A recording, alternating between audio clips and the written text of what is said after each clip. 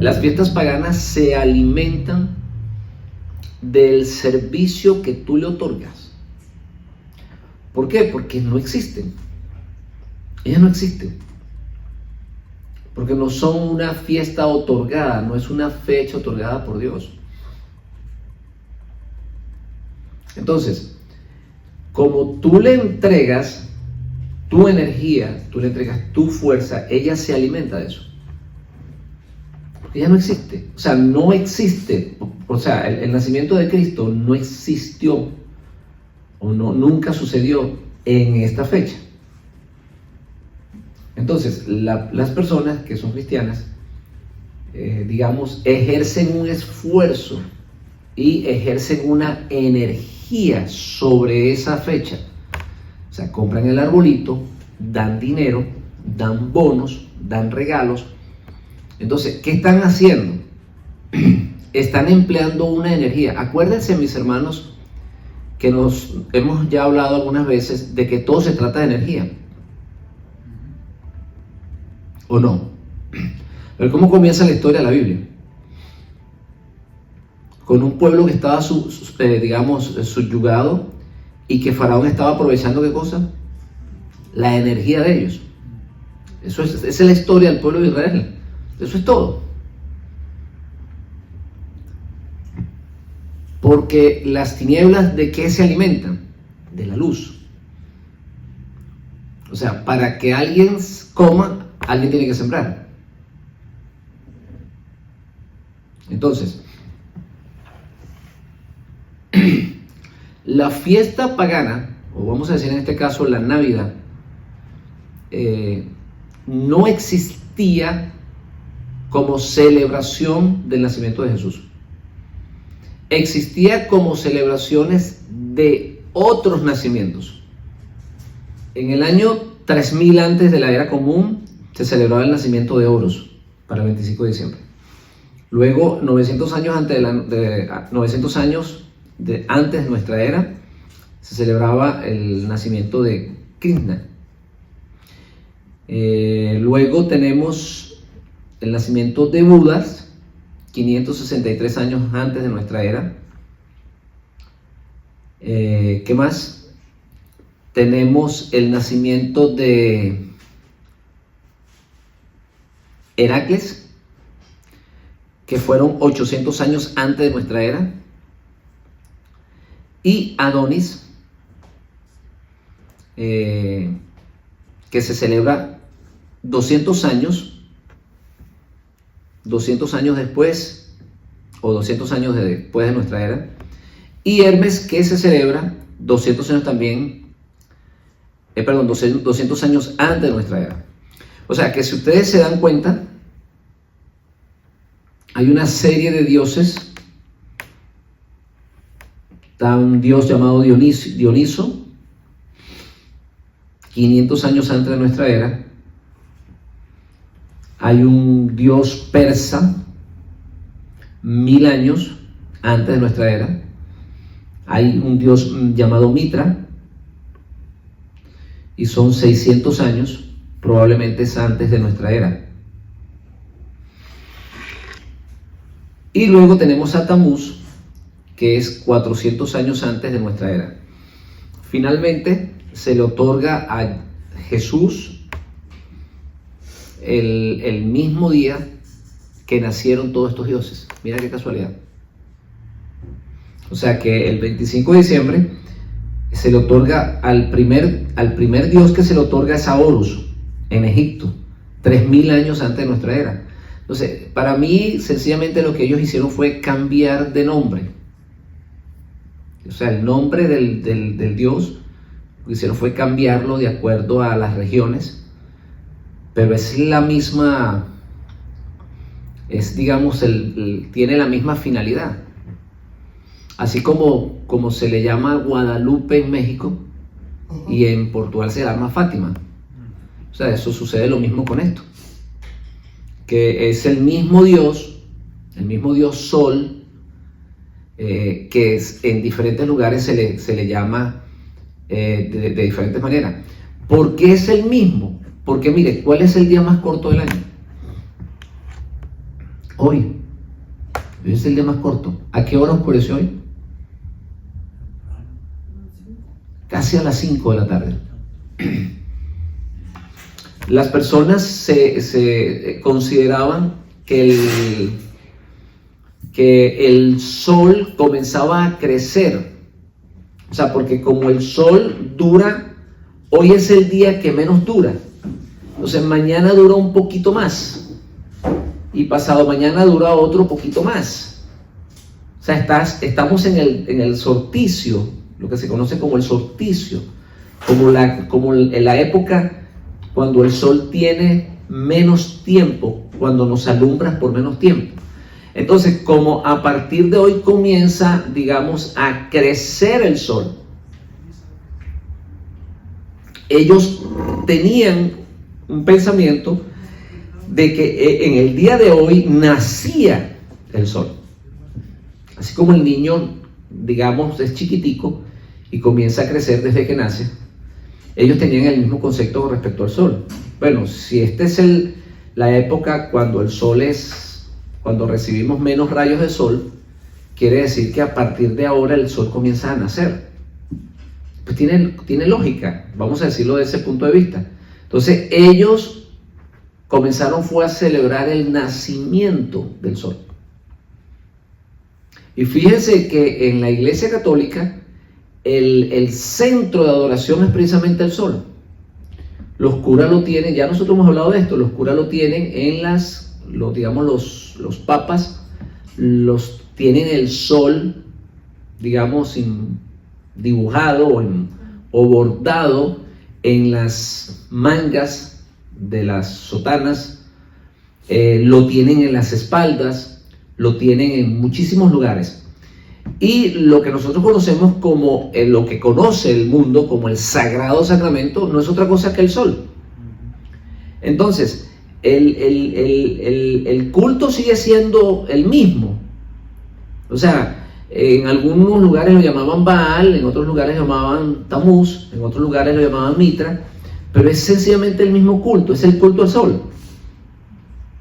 ¿Por qué? Porque todos concuerdan con esta fecha. Entonces, cuando el cristianismo se separa digamos, cuando los primeros creyentes o los creyentes en Yeshua se separan de sus raíces y adoptan lo que se conoce como las ideologías grecorromanas, ellos, en vista de que habían tantas personas gentiles abrazando la fe, les era mucho más fácil para ellos mantenerlos dentro de su fe sin que tuvieran que dejar ciertas costumbres que ellos venían arrastrando desde hace mucho tiempo. Entonces, ellos lo que hicieron fue, digamos, cambiar el nombre. Ya no es, digamos, Mitra, sino ahora es Jesús o Jesús, quien nace el 25 de diciembre. Entonces es como, vamos a decir que es una manera sutil de que la persona no extrañe, vamos a decirlo de esa manera, sus antiguas costumbres. Pero ¿qué sucedió con eso? Que como fueron infiltrando un culto distinto, y como lo transformaron, o sea, como le dieron a Jesús, vamos a decirlo, a Jesús, le dieron el día 25 de diciembre como su nacimiento, básicamente lo que hicieron fue que lo sustituyeron totalmente.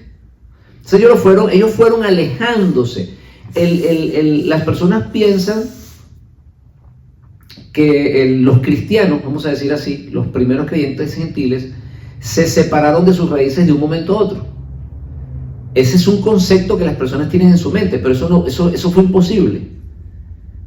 Como es imposible que tú digamos, de la misma manera que es imposible que te conviertas de un momento a otro. O sea, en el caso, por ejemplo, de ¿qué sucedió con los hebreos cuando salieron de Egipto? Ellos no pudieron convertirse totalmente de un momento a otro, les tomó tiempo.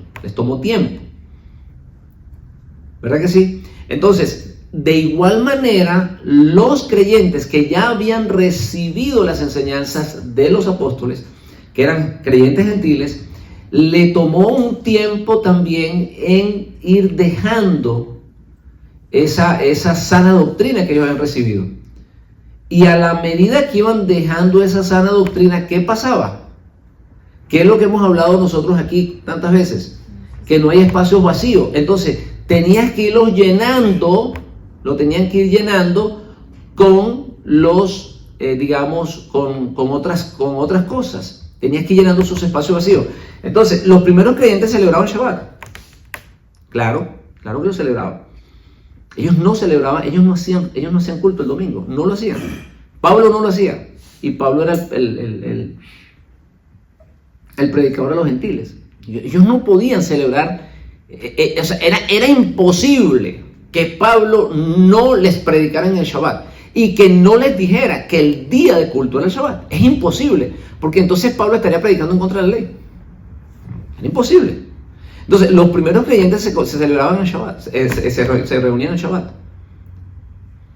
Una vez que ellos se fueron, a la medida que ellos se iban alejando de sus raíces, se dejaron de congregar, murieron los apóstoles, se fueron apartando, digamos, de los creyentes judíos, o se puede decir de esa manera.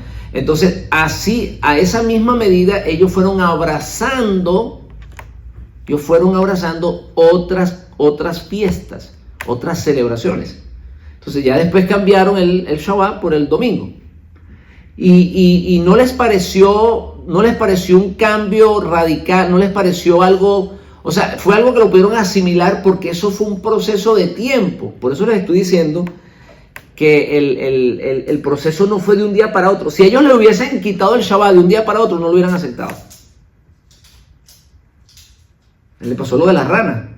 La rana la metieron en la olla y le pusieron la candela muy poquito. Y de acuerdo a, o sea, y poco a poco le fueron subiendo la candela. O sea, ella no sintió el calor hasta que llegó un momento que se murió. Y así le pasó al creyente. El creyente le fueron quitando cosas poco a poco y se las fueron cambiando por otras. Fueron sacando la sana doctrina, sacaron las fiestas de Hashem. Entonces, ¿qué había que hacer? Había que sustituir la fiesta de Hashem. Entonces, crearon el supuesto nacimiento de Yeshua, pero fíjense cómo lo hicieron de una manera muy inteligente, muy astuta.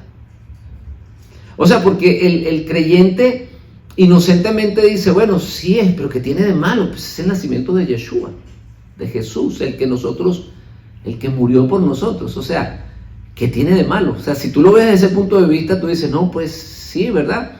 No tiene nada de malo. Y bueno, ¿y por qué el 25? Y una vez le dije a alguien, pero ¿por qué precisamente el 25? ¿Por qué no tomaron otro día? Entonces él dice, no, es que cualquier día había que tomar un día, pues había que tomar un día para celebrar el nacimiento de Jesús. Entonces, o sea, le metieron el gol sin darse cuenta. ¿Por qué para el cristianismo es tan importante esta fecha? ¿Por qué es tan importante? Por lo que nosotros hemos mencionado. Porque para el cristianismo, Cristo es Dios.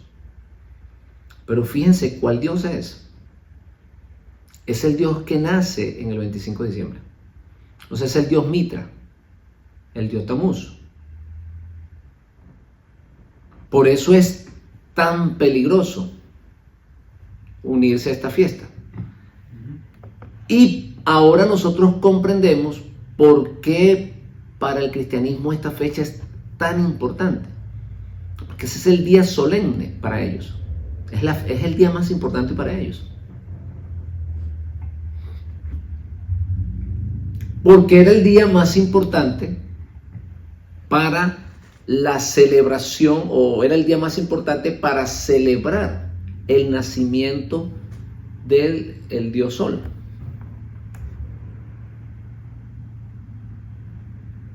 Yo les explicaba el otro día que es imposible que Yahshua haya nacido en un día como hoy, por muchas razones, pero una de las razones es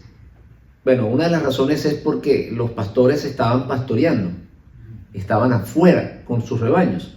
Entonces para esta época, hace mucho frío en Israel, y me imagino que antes hacía mucho más frío que ahora. Entonces, el hecho de que los pastores estén afuera pastoreando, quiere decir que tendría que ser una noche más cálida, más, digamos, o menos fría. No tiene lógica que en una noche fría estén los pastores afuera. Generalmente los pastores se guardan, y no solamente se guardan ellos, sino que guardan las ovejas. Entonces, esa es una de las razones. La otra razón es porque ¿cómo aquel que traería luz a las naciones van a ser en un día que es tan corto de luz? O sea, como que no cuadra, ¿no? Como que no tiene lógica. O sea, el día que menos tiene luz es el día que escogen para el nacimiento de aquel que traería luz a las naciones. Entonces, esa es otra de las razones.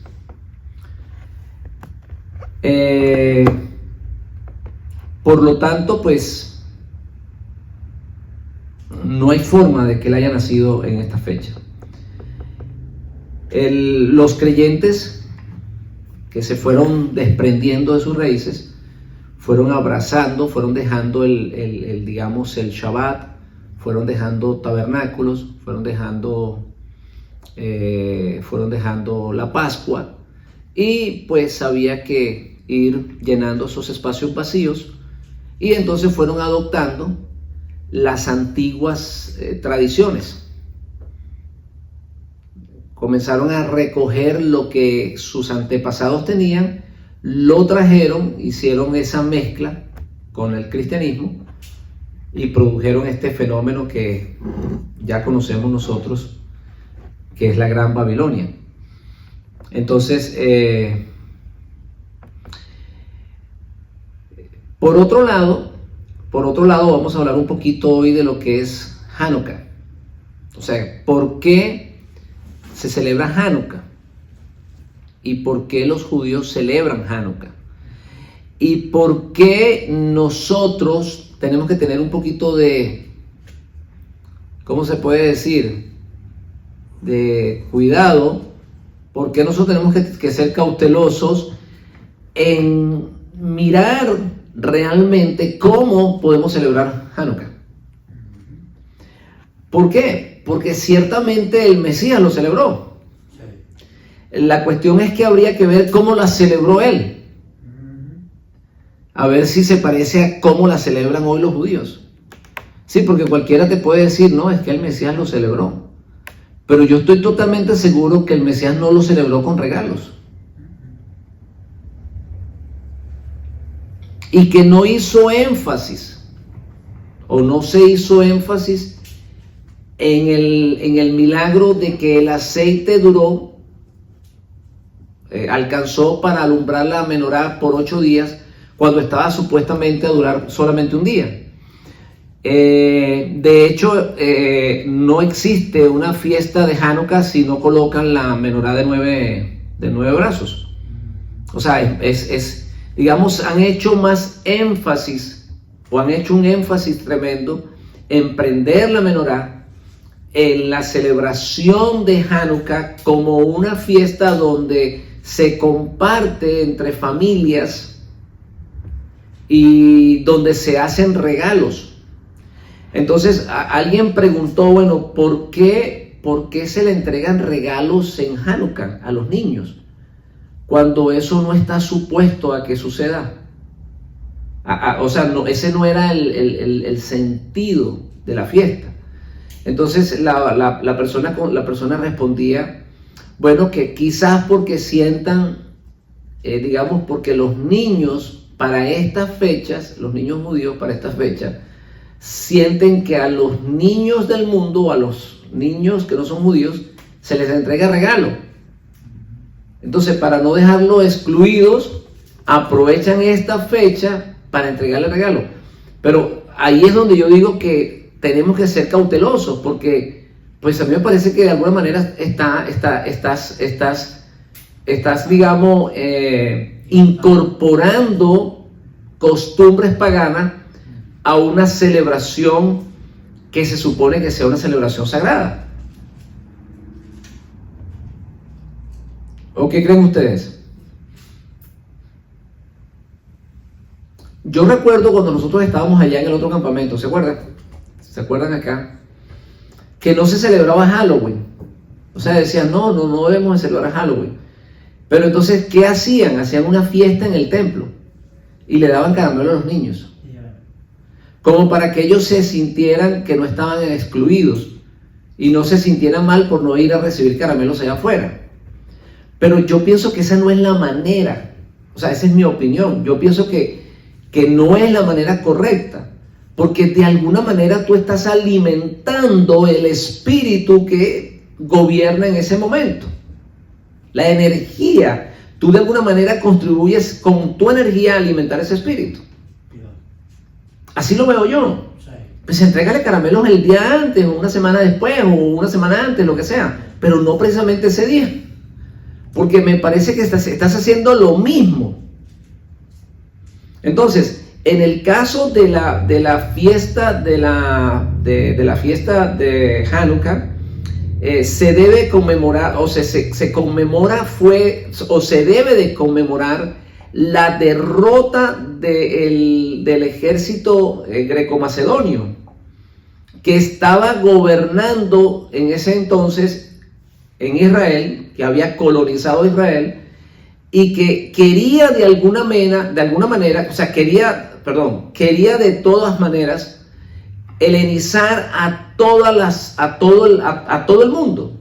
Ese era el propósito. Miren, el sueño de Alejandro el Grande era ese, era llevar la cultura helénica a todo el mundo. Él decía que si todo el mundo tenía la misma cultura y el mismo pensamiento, pues era mucho más fácil de gobernar. En eso tiene lógica. En eso tiene lógica. Él estaba buscando era la unidad. Lo que pasa es que la estaba buscando por la manera equivocada. ¿Por qué? ¿Por qué tenía lógica? Porque eso es lo que dice el apóstol Pablo, que debemos de ser, ¿qué cosa? Solícitos en guardar la unidad del espíritu. Y Alejandro el Grande, o Alejandro Magno, él tenía ese mismo pensamiento. Él dice, bueno, si nosotros logramos introducir nuestra cultura o imponer nuestra cultura en todos los pueblos que nosotros conquistemos, se nos hace mucho más fácil comunicarnos con ellos, porque vamos a estar celebrando en los mismos días, vamos a estar compartiendo las mismas, digamos, vamos a compartir la misma cultura, y por lo tanto va a ser mucho más fácil. Y eso lo trataron de hacer ellos y tuvieron éxito en muchas partes. Fíjense que los griegos lograron imponer su cultura en muchos lugares. De hecho, cuando los romanos logran vencer el imperio griego, no pueden vencer la cultura griega. Y prácticamente los romanos adoptan, o sea, se quedan con la cultura que habían recibido los griegos. No la desaparecieron. Todo eso de las luchas romanas y todo ese, digamos, ese pensamiento que ellos tenían y los gimnasios que ellos tenían, todo eso venía de los griegos. ¿Por qué? Porque el helenismo, entre una de las cosas que ellos tenían, era el culto al físico. Por eso de allí vienen las olimpiadas y de allí vienen las luchas con poca ropa. Y ese mismo pensamiento y esa misma cultura la querían imponer en el pueblo hebreo, en este caso en los judíos. porque ya para ese entonces pues se conocía el pueblo hebreo como el pueblo judío. Entonces, allí con el pueblo judío se encontraron un cierto freno. Sin embargo, muchos judíos fueron atraídos por el pensamiento griego. Y por eso nosotros vamos a ver aquí en las Escrituras que se hablan de griegos. Y de esos griegos que se hablan, muchos de ellos eran judíos que se habían helenizado, que les llamaban griegos. Así se le llamaban griegos, porque habían adoptado el pensamiento de Grecia. Y vamos a ver cómo Pablo utiliza la palabra griego en muchas veces. No hay judío, no hay griego. Entonces, o sea, de alguna manera sí pudo conquistar y sí pudo imponerse aún dentro del pueblo judío. Sí lo logró hacer. Entonces, para resumir lo que nosotros estamos hablando aquí con respecto a lo de Hanukkah, es que en esa fecha, un general griego, sionizo, del ejército sionizo, llegó a un pueblo y le pidió al sacerdote del pueblo, al sacerdote del pueblo, que en este caso se llamaba Matatías, que hiciera un sacrificio delante de todo el pueblo. ¿Y cuál era el sacrificio? ¿Qué era lo que tenía que sacrificar? Bueno, nada más y nada menos que un cerdo. O sea, le trajo el cerdo, lo llevó al lugar donde ellos, al templo que ellos tenían. No era el templo principal, sino a la sinagoga donde ellos se reunían para estudiar la Torá y donde hacían también ciertos sacrificios, o en el lugar donde, digamos, donde ellos estudiaban la Torá, o donde se presentaban ellos. Y allí le pidió al sumo sacerdote, al sacerdote, no era al sumo sacerdote, al sacerdote, que hiciera un sacrificio, y el sacrificio era un cerdo. Entonces, Matatías, cuando miró eso, él dijo: no, yo no lo voy a hacer. O sea, se negó a eso. De aquí vamos a aprender algo bien interesante de esto que está sucediendo acá. Entonces, cuando él se niega, hay otro, viene del público, porque habían reunido el pueblo. Hicieron como una convocación, llamaron al líder del pueblo y hacen un altar y van a hacer el sacrificio del cerdo. ¿Y por qué lo van a hacer? Porque esa era una manera de mostrar que ellos estaban de alguna manera, ¿qué cosa? Renunciando a su fe. Miren, yo les quiero decir algo. ¿Por qué no se pueden sacrificar animales impuros? ¿Por qué no se pueden? Está prohibido por la Torá, ¿verdad que sí? ¿Qué es un sacrificio? ¿Qué es un sacrificio? Es un altar. O sea, un sacrificio es donde se mata un altar, donde se mata un animal. ¿Sabes qué realmente es un sacrificio? O sea, un sacrificio es una cena, es un almuerzo, es una comida, es un sacrificio. Cuando las personas en la antigüedad hacían un pacto, sacrificaban animales, pero esos animales no los colocaban allí para que se consumieran con el fuego. Ellos se comían parte del animal. ¿Estamos entendiendo? Por eso es que está prohibido que tú sacrifiques un animal impuro. ¿Por qué? Porque se supone que si tú lo sacrificas, también te lo tienes que comer. Entonces, si ellos sacrificaban el cerdo, también se lo tenían que comer. Ahora ustedes van a entender por qué ellos no aceptan el sacrificio de Yeshua. Porque si aceptan el sacrificio de Yeshua, ¿qué tienen que hacer? Comérselo. ¿Y qué es comerse a Yeshua? Aceptarlo como el Mesías. O sea, por eso es que ellos tratan, por eso los judíos tratan de no aceptar la doctrina de que un hombre debe de sacrificarse por su pueblo. Ellos rechazan esa doctrina. Ellos dicen que ellos pueden, digamos,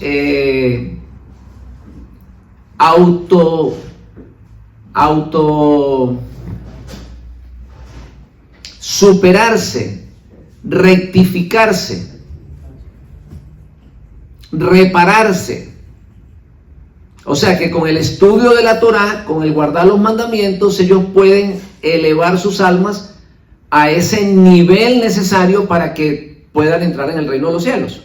Que ellos no requieren de un sacrificio de un ser humano para alcanzar la salvación. Que eso es un pensamiento, según ellos, eso es un pensamiento pagano. ¿Por qué ellos insisten que no se requiere el sacrificio? Porque si ellos aceptan que el Mashiach fue sacrificado por su pueblo, se lo tienen que comer. ¿Por qué? Porque como no se puede sacrificar nada que no sea puro, que no sea kosher, y si Hashem aceptó el sacrificio de Yeshua, es porque era kosher. ¿Estamos entendiendo esto? El sacrificio de Yeshua fue aceptado porque era kosher. Estamos hablando hoy de Hanukkah, ¿verdad que sí? Que se celebra, que el motivo de celebrar Hanukkah es porque el imperio griego quería imponerle su ideología al pueblo judío y se encontró con una pared. El pueblo judío viene precisamente de una fe muy sólida, que es la fe en el único Dios verdadero y basada en la ley que Moisés le entrega. Y dentro de la ley de Moisés está prohibido que se coma un cerdo. Entonces, este general le entrega a Matatías el cerdo para que lo sacrifique. Y él dice que no, que él se niega. Y allí es donde viene este otro personaje, que es una persona del público, que viene y le dice a Matatías, bueno, si tú no lo quieres hacer, lo hago yo. Y ahí es donde Matatías coge y me imagino que con el cuchillo que supuestamente iba a sacrificar el cerdo, pues mató al judío. Y también se rebela contra el general griego y lo mata también.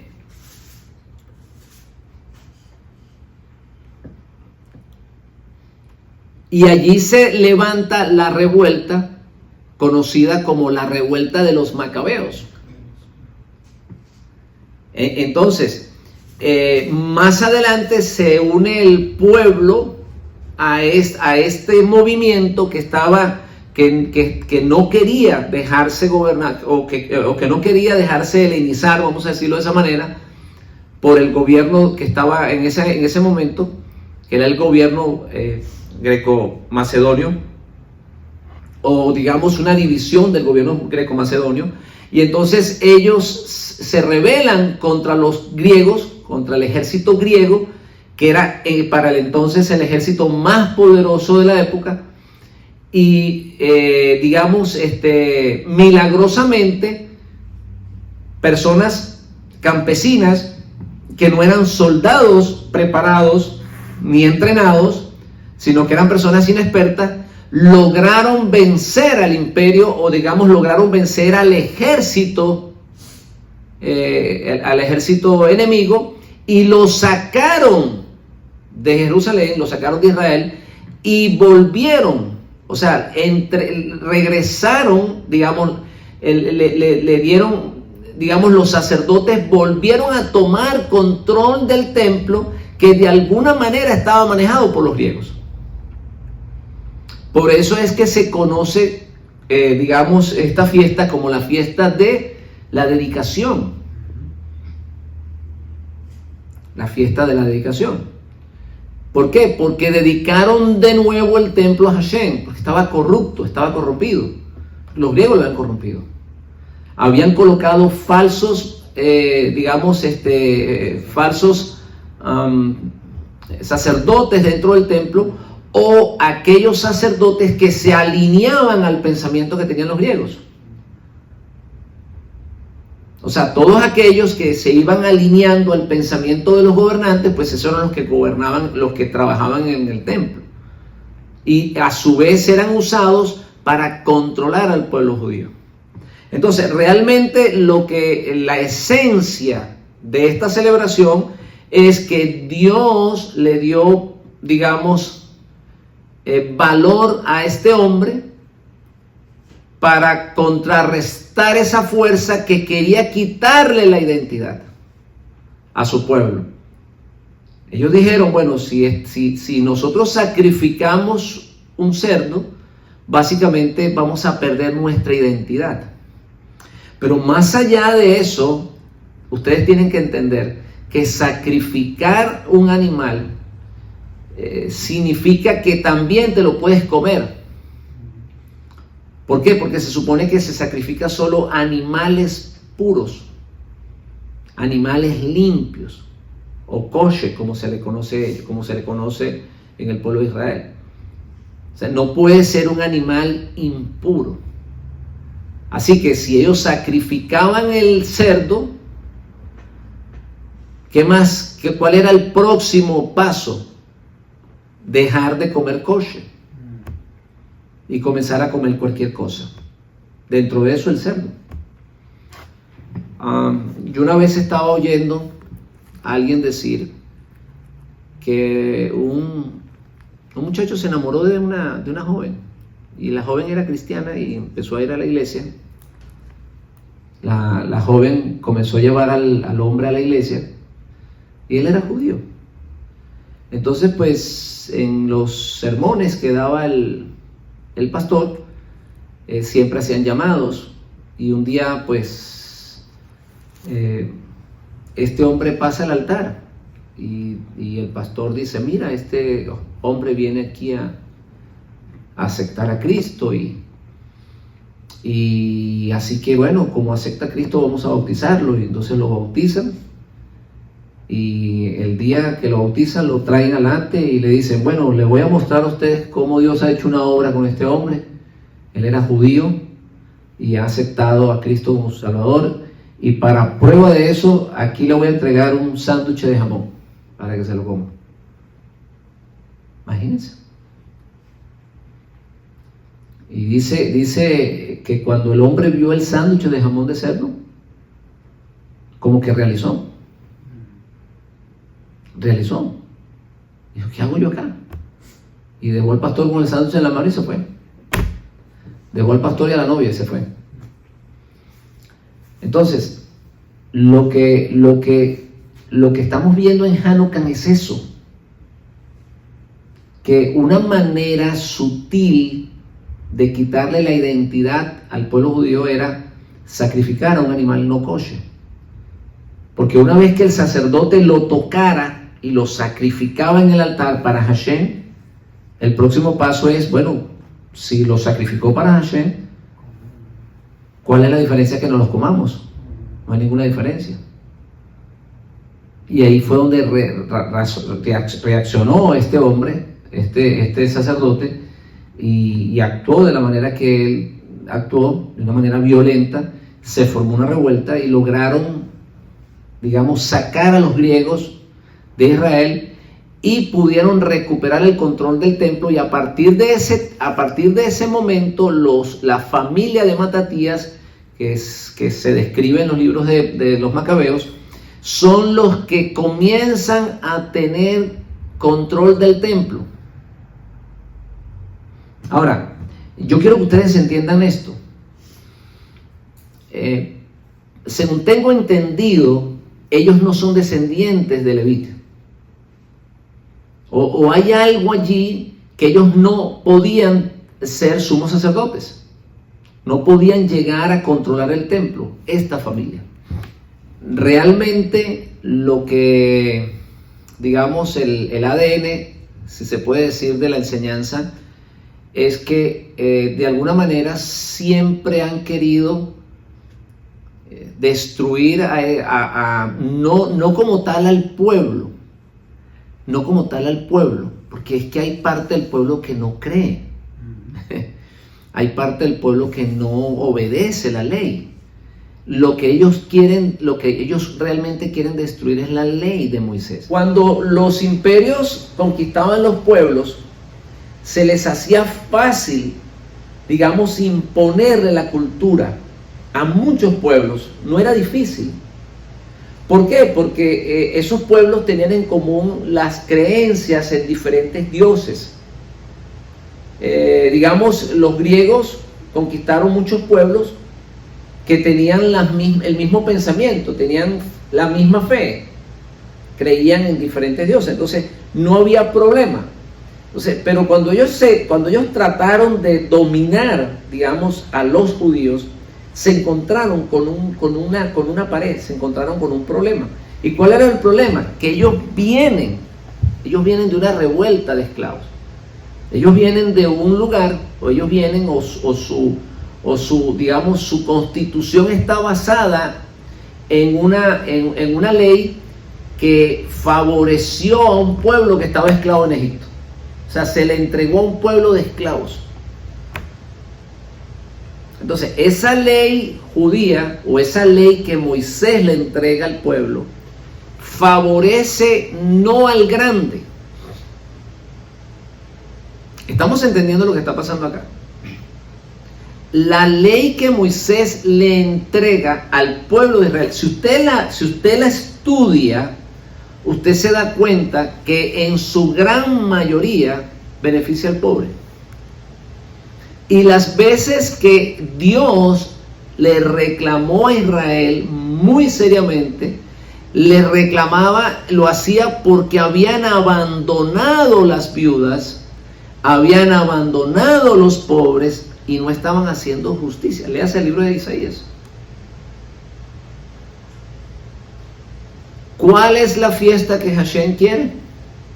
No es que tú le des el pan al hambriento. Léanse ese versículo para que ustedes vean. ¿Qué es lo que demanda Hashem de ustedes? No es que le des el pan al hambriento, que seas consecuente con el extranjero, que ayudes a la viuda, al necesitado. No es eso lo que él está exigiendo. O sea, la ley que ellos recibieron es una ley que beneficia al más necesitado, al necesitado.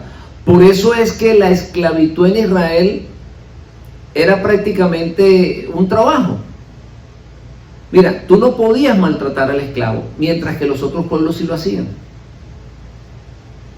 No te podías enriquecer con el esclavo. Una vez que lo soltabas después de los 6 años, tenías que entregarle, digamos, no lo podías mandar con las manos vacías, tenías que recompensarlo, tenías que suplirle un lugar donde vivir, comida, vestido.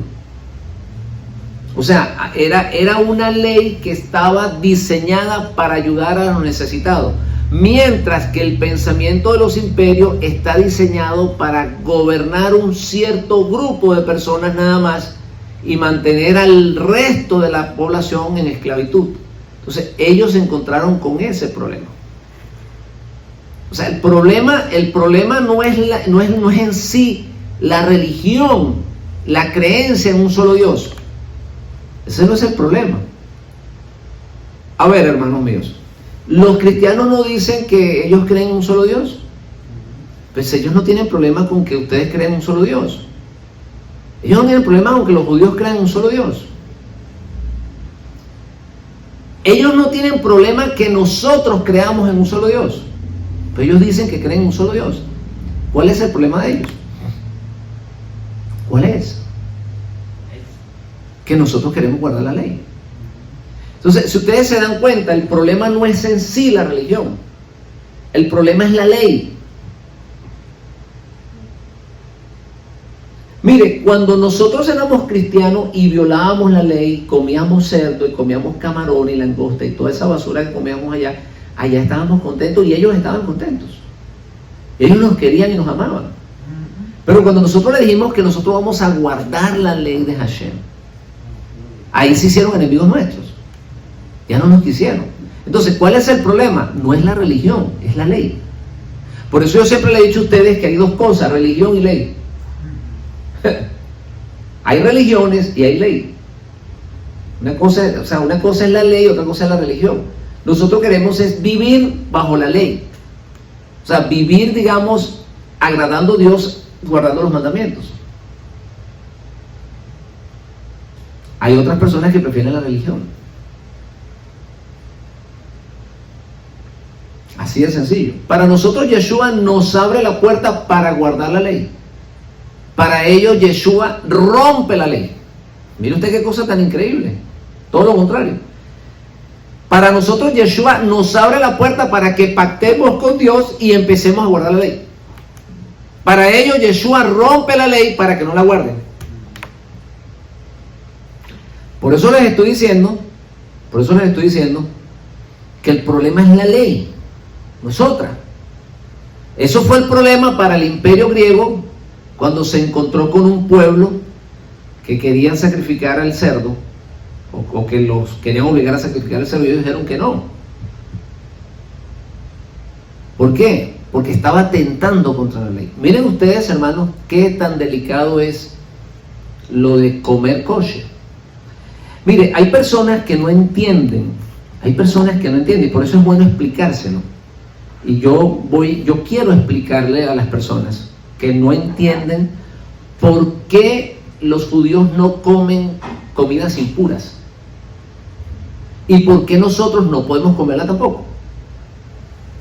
Y no se trata de que es porque digamos, ellos son superiores a nosotros y nosotros sí podemos, o los gentiles sí pueden comer impuros y ellos no. No se trata de eso.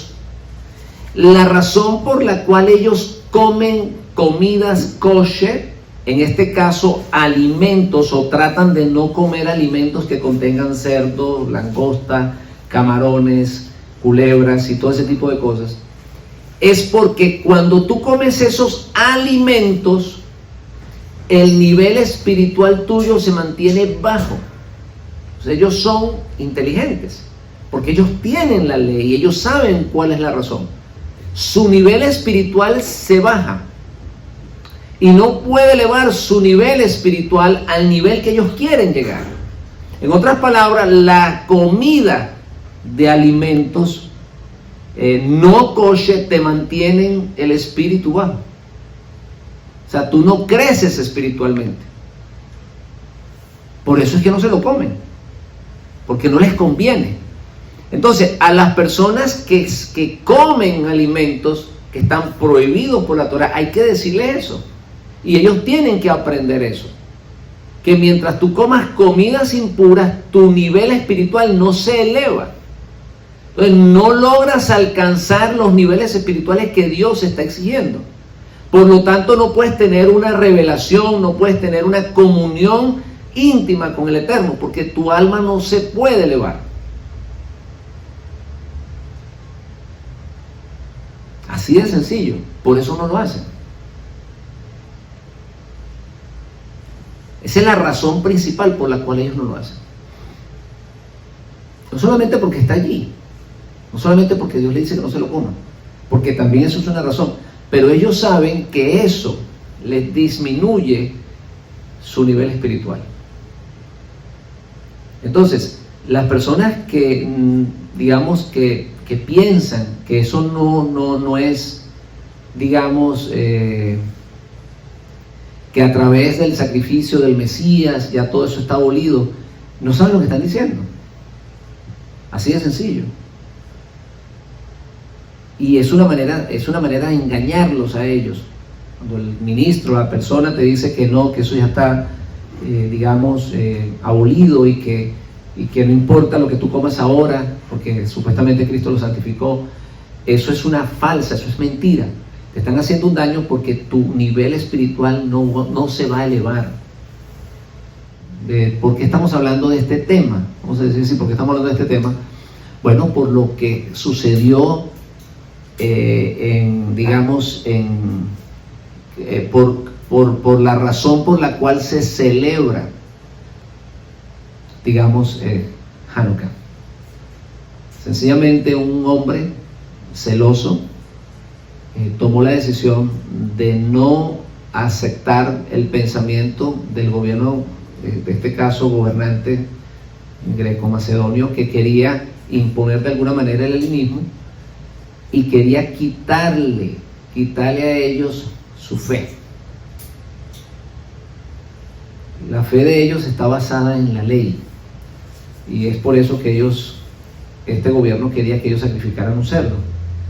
Y como este hombre se negó, pues entonces se levantó una revuelta. Miren, mis hermanos, a veces solamente se requiere de un hombre nada más, que tome la decisión de mantenerse en santidad. Este hombre sencillamente se negó a hacerlo. Estás hablando un hombre insignificante frente a un gobierno tan poderoso frente a un ejército tan poderoso como el ejército grecorromano, como el ejército griego. Y Dios le dio la victoria. Y eso es lo que tenemos nosotros que celebrar, que ellos defendieron su fe, que ellos no quisieron contaminarse. Y esa es la razón, la razón por la cual, la lámpara permanece encendida con el aceite, o permanece encendida por 8 días con el aceite que solamente estaba supuesto a durar un día. No fue que Dios lo hizo para mostrar un milagro, sino en recompensa de que había alguien que sentía celos por la Torá. Entonces, hoy en día se enfocan más en el prender las luces y cómo hay que prenderlas, y si hay que prenderlas de una manera y si hay que prenderlas de otra. Y ahora ya a eso se le ha agregado el